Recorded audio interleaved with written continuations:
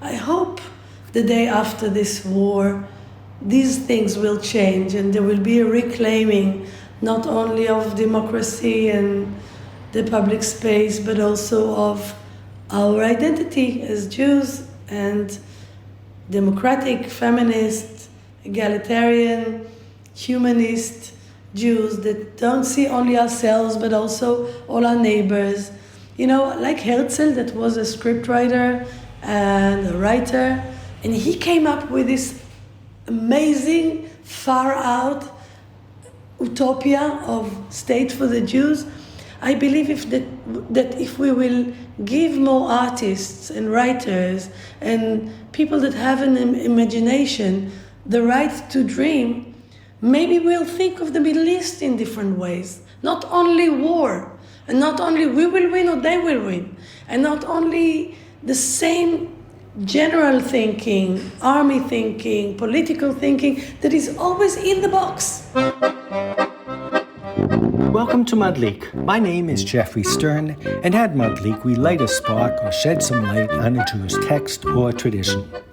I'm in Israel for the next 2 weeks, and the voice you just heard was the voice of Ruth Calderon. Growing up as a secular Jew in Israel, she had little knowledge of the Talmud and rabbinic tradition. She made up for it with an MA and PhD degree in Talmud from the Hebrew University. In 1989, she co-founded Elul, the first modern Jewish Israeli Beit Midrash. And in 1996, she founded Alma, Home for Hebrew Culture, which seeks to acquaint secular Israelis with Jewish texts. What follows is an interview I had with Ruth, where amongst other questions, I asked her about the day after. Enjoy.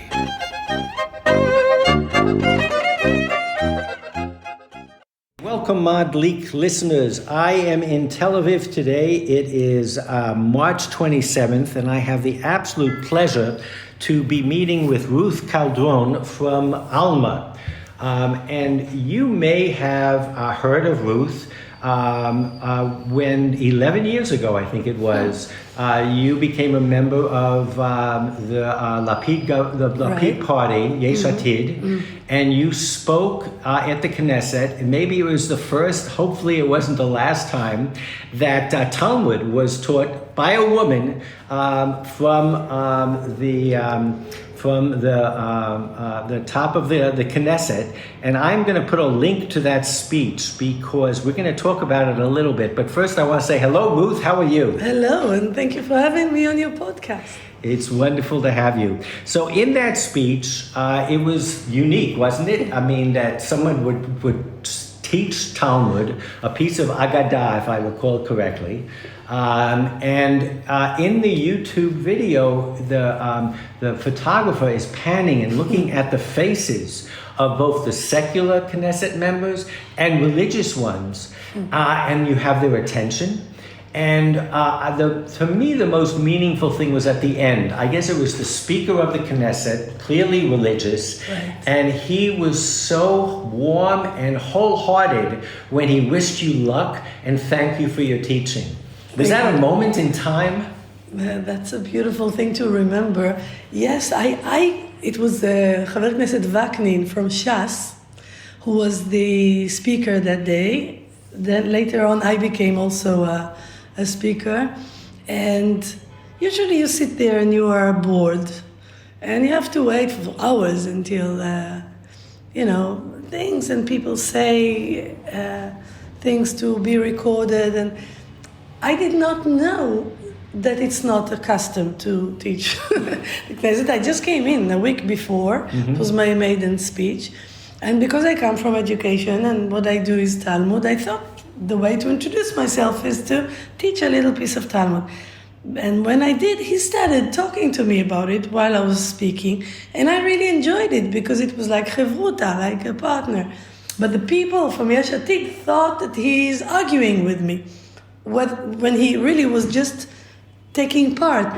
And at the end, he was really very warm, and he became, in many ways, my teacher in the Knesset, my tutor. I learned a lot from him. He was the oldest Knesset member until he retired, and I really felt some closeness to the Shas people. They reminded me always of my father, Sephardic Jews.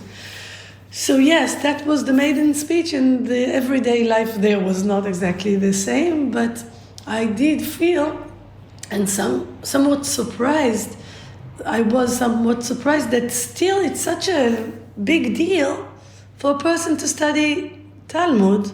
Both the secular people were amazed and the Orthodox people were kind of shocked. And the truth is, I didn't know it is recorded.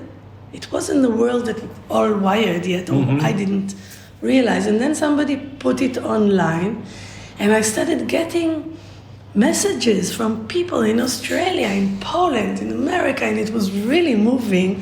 And I learned what is the power of being on the Knesset platform.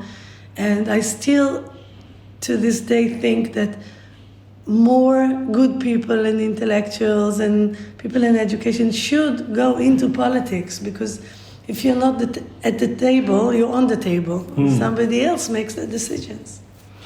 And I think that what you did, because the story that you told, you could have just taken a very safe route and just teaching Talmud by itself would have been enough, dayenu. But you told this story about a great rabbi who used to come home every year on Yom Kippur, and he got so engrossed in a piece of Talmud he didn't come home, and his wife was waiting for him and waiting for him and waiting for him, and if I recall correctly, he died. He didn't come when she realizes he will not come this year. When you say in the beginning every Yom Kippur, it's already cynical, because you can't say every once a year. And so, but she kind of gave him space. But when she realized they blow the shofar and she realized he's not coming this year, she cried one tear. She let one tear drop. And when her tear dropped on her cheek, he was sitting on the rooftop in Babylon, and he fell to the ground and died. So there's a symmetrical movement of the tear and the man falling. And I chose the Agadah not just to teach Talmud, but to say something about today, about reality, about us as two communities in Israel that both feel that we are keeping home and the other one is having a good time. Both the ultra-Orthodox think that they save Talmud, and we, secular Jews, are dancing on the roof. And we, the non-Haredi, non-Orthodox Jews, feel that we are keeping home. We go to the army, we pay taxes, and they sit up on the roof and studying Torah and not seeing us. And I wanted to share with this ancient text some of the pain that is on both sides, and that we need to talk to each other as opposed to just get hurt, because the end, as the storyteller of the Talmud shows, if you don't talk, is very bad. This week's Parsha in Vayikra is very difficult to do any nice philosophizing, but it's all about, for the first time, there's almost a workers' union. It's Aaron and his children. Aaron and his children. There's this sense of passing on a tradition, the way you would if you were a metal crafter, or if you're a part of a particular type of work. So I'm focusing on that because I think what you do is you're trying to reclaim our patrimony. And in your own way, what you're saying is, even though the Orthodox would like to say they represent our past, and we all know that they have reinterpreted, reinvented, some would argue corrupted beyond recognition. But the point is that we all have a patrimony. And what you're doing is reclaiming our patrimony as Jews, whether it's in the Talmud, whether you say that Israelis study, you say from Tanakh to the Palmach. Right. It's a lot of the Bible itself, but they've lost everything in between in terms of Talmudic learning. Right. The public school here was based on this Zionism that wanted to tell the narrative of Bible, and then we came, and kind of not look at all the history in between. And I don't believe in forgetting part of our past. The past is building the present and the future. Now, I don't want to say what they do with the Talmud. I want to say that we have the right, and I think also the obligation to reclaim our patrimony and matrimony and say, this is where we come from. These are our ancestors. Look at what they gave us. Own what we want, put away what we feel that we don't connect to, and build our future and our present from the building blocks of the past together with everything new that we learn now. But if we don't know, if we are ignorant, we don't know ourselves. And a person that doesn't remember anything about oneself is not, Chada'am says you are past and future. Human being, when you say ani, I, you don't mean your fingernails and your hair. You mean what was you when you were 5 and was you when you were 25 and 37 and today. There's something that builds the me, the personality of a human being and also of a people. And so I cannot just cut and throw away half of what was my past. I don't want to. I love studying it. But having said that, I don't study it in a way that everything that is written I must do. It's like, my parents. I love them. I respect them. I miss them very much. I lost them both. And I'm very much like them. But I don't live their life. I live with everything they taught me, my life, and it's a new circumstance, and I need to build it anew. And the same goes for Judaism. I go to get counsel with the rabbis. When the people are kidnapped, they know about kidnapping. Do you pay? Don't you pay? In the Middle Ages, in the old age, what do you do with shvuyot? Can they go back to their husbands? There are questions they ask themselves. Nothing starts now. And my father always told me, when you are in a crossroad, take as much advice as you can and then make a decision and take ownership on it. And that's what I try to do. Before I think even what my thoughts are about the reality, I try to go for advice to the past and to whatever I can. When I was watching that video, and you were saying at the end, you didn't pull any punches. You said, this is about feminism. This is about this woman that tear fell. Right. And you also said it was about people learning and thinking that they were in control. And you were saying this to a Knesset. But because you were quoting the sources, everyone was smiling. And I think what I'd like to do is talk about the moment that we're in right now. Because I look around and everybody talks about unity. Since I arrived at the airport this morning, it's biyachad and all of that. But part of that has to be a language, a safa meshutefet, a joint language. And what you demonstrated in that speech on the faces of the people listening was that if we do have a joint language, we can communicate even if we don't agree. So where are we today? And, everybody talks about the day after, and we need to talk about a two-state solution. The day after is also how the Israelis on the street are going to pick themselves up. And some people say this is a new 1948. We're like building the Medina all over again. What is your role in how do you see what you're doing as intersecting with the work that needs to be done the day after? So there's a lot of work in front of us, and as you see, there's a lot of signs of Beyachad Nenatzeach, together we will win, but underneath there's a lot of agony and worry and sadness. We are like under a cloud of sadness and a lot of loss, and people are still out there in Gaza, and you don't know what's happening with them, and you feel for the people of Gaza. It's a very difficult circumstance. My role, as I see it, is underneath the war of existence that is like 48, that we are fighting to have a homeland for the Jewish people. I'm trying to think about how to lerahet, how do you say it in English?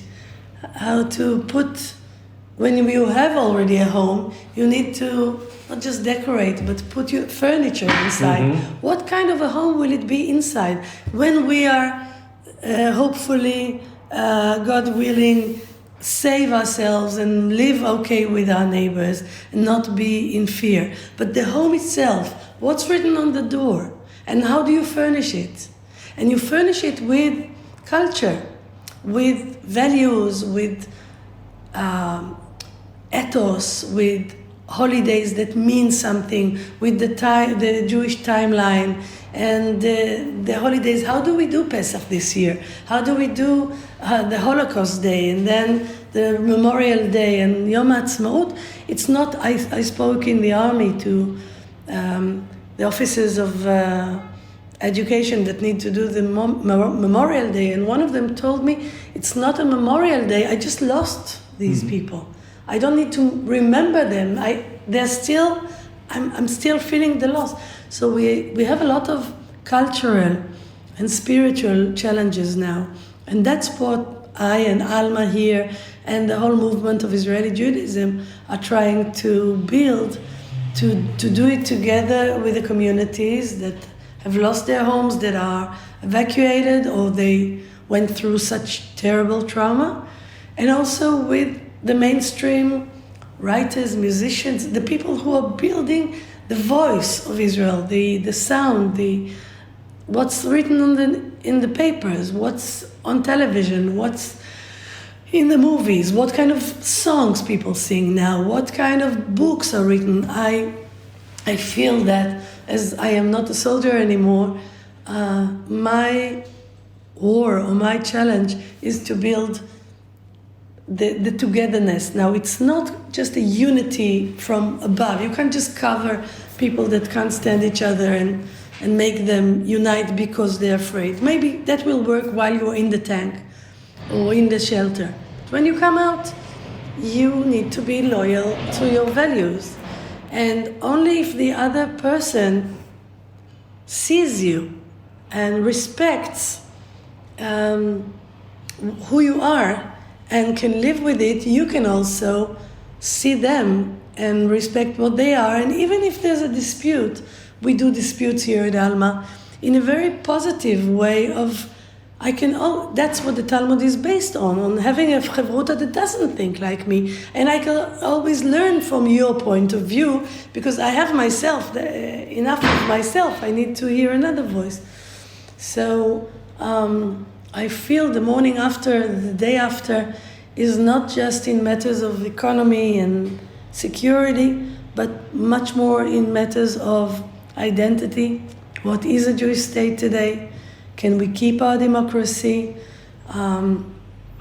Is it going to go to an extremist, messianic temple building place where women don't have a voice and non-Jews have no place altogether? Or can we keep our democratic, egalitarian, somewhat modern Jewish state that honors the past but is building the present and the future? That's my role. You know, we're sitting in your office and you gave me a tour of this beautiful old building that you're in, and it's full of art. And that was one thing that I wasn't really prepared for. And each artist has a story because each artist has come through these walls, and what they have learned has affected the art that they've produced. Right. And some of them, you told me, were almost dragged in kicking and screaming because they were so negative about Judaism as a religion that had been forced upon them. And then weeks later, months later, years later, they come to you with a stack of drawings all on themes from the Talmud or influenced by what they learned here. Right. You have these stenders, which is from a yeshiva, is where the student studies with, it's like a table, it's like a, what you would make a speech from. Stand-up table. A stand-up table. And you realize that when all these autistic types come here and study, they all doodle. And they doodle sometimes on the side of the Talmud or sometimes on their notebook. And what you've done, whoever curated it is brilliant, is you have these doodles all over. But what you're trying to do, and I think what you're showing, is that for a Jew, expressing our creativity is through sound and music, and it's through art and the plastic arts, but it's also through our texts. And Right. we've been robbed of that. And you're reclaiming and reintroducing the vocabulary of 2,000 years of Jewish learning back to the creative cadre of people. And they are all change makers in a way. They are all influences in the old-fashioned way of that term, whether they're writing books or they're painting or they're newscasting or they're doing movies. And that I wasn't really prepared for. And that is the ripple effect, obviously. But it makes sense that you're here in Tel Aviv in a sense.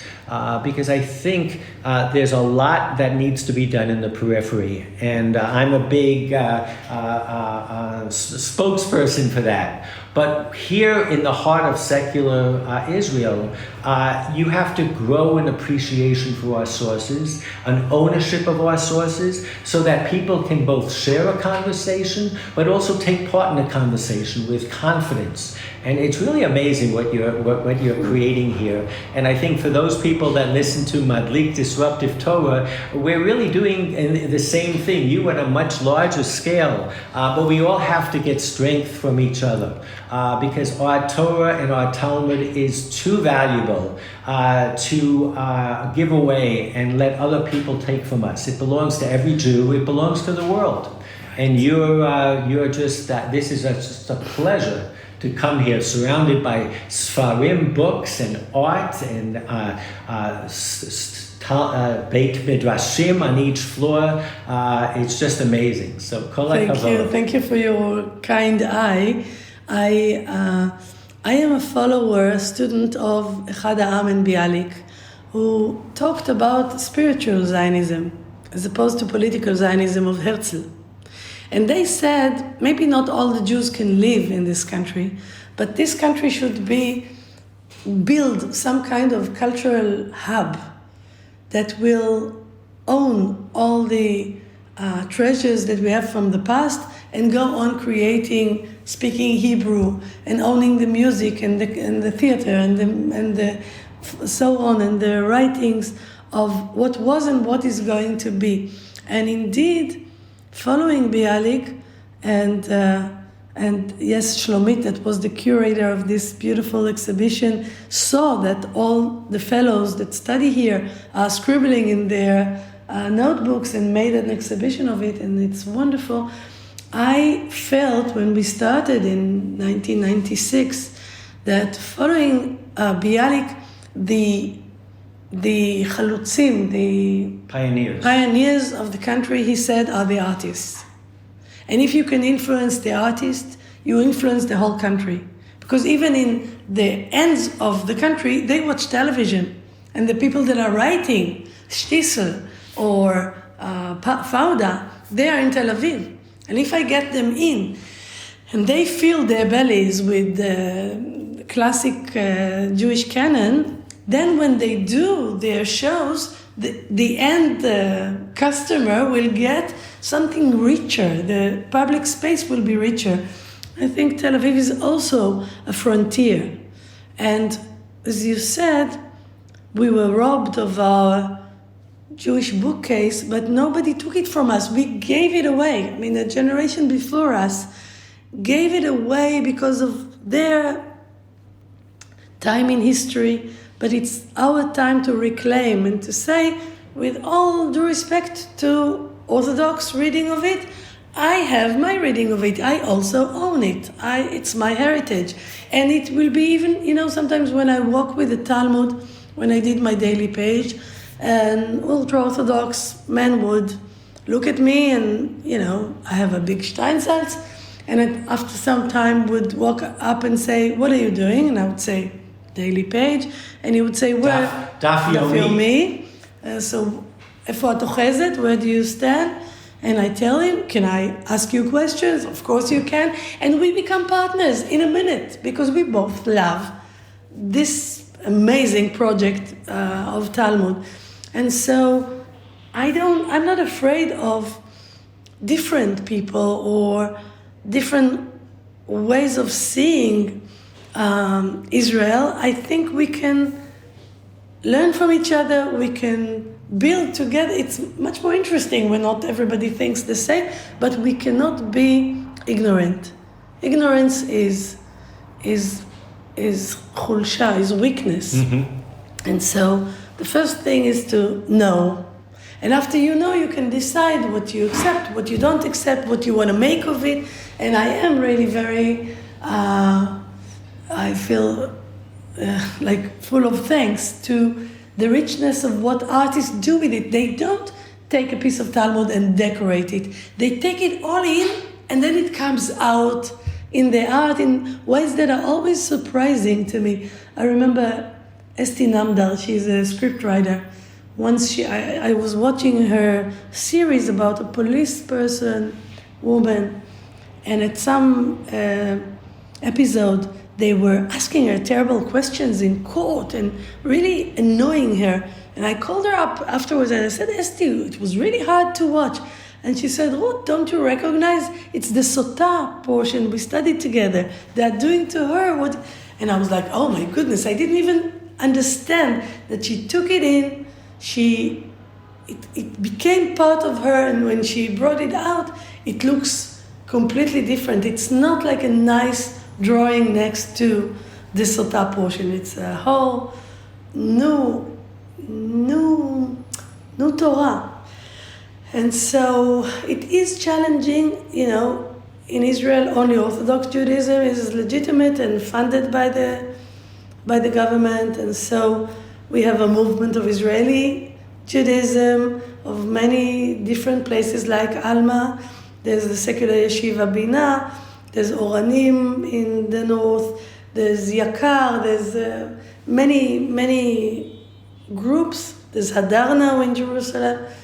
And we all try to survive and work in an environment that is kind of negative to us. And I hope the day after this war, these things will change and there will be a reclaiming not only of democracy and the public space, but also of our identity as Jews and democratic, feminist, egalitarian, humanist Jews that don't see only ourselves, but also all our neighbors. Like Herzl, that was a scriptwriter and a writer, and he came up with this amazing, far-out utopia of state for the Jews. I believe that if we will give more artists and writers and people that have an imagination the right to dream, maybe we'll think of the Middle East in different ways. Not only war, and not only we will win or they will win, and not only the same general thinking, army thinking, political thinking that is always in the box. And if you have someone that is creative, and many more women by the table, how do you say, at the table, there'll be new ideas. Maybe the Middle East can be cut differently. Maybe we can not just have 2 states for 2 peoples, but build into the sea. There are a million ways that human beings can fix what is wrong. There are people on the other side of the border. There are women like me and children and men that just want to live. And there are people that are איך אומרים, bad, ממש. They were evil. Evil. Yes, evil people. We did watch evil. There are frustration that doesn't know where to end. There's it's not black and white. We are not all white and they're not all black. And this is the neighborhood we live in. We need to own it. And, I have a neighbor who's a pilot in the army. And he does these very long flights, like hours, 10 hours of flights. He goes up far away and he says, when I'm up there and I see the whole Middle East, it's so beautiful. It's so calm. It's one of the nicest places in the universe. And if we could go out, zoom out to the way he sees it, and think of this Middle East in a different way, I believe artists will be very valuable at the table. It's an amazing vision where finished with Purim. We're starting to think of Pesach, which is about liberation. Right. And you're involved with the liberation movement. You are liberating our texts and our Talmud and our Midrash and our Kabbalah and Yiddish. You're liberating us to appreciate it, and it's. I love your vision of thinking outside of the box, looking at things differently, and I think we have to. Otherwise, it's a vicious cycle. God knows we've seen what happens. You can't ignore it; it just continues. So, keep up the amazing work. I just want to say amen, and that remember even when we came out of Egypt, it's. You go forward and then reverse and then it doesn't work and people complain. It's not going to be easy, but I think in a nutshell what to be Jewish is to seek freedom, to come out of Egypt. Amen. Amen, amen. Okay, thank you so much. Thank you.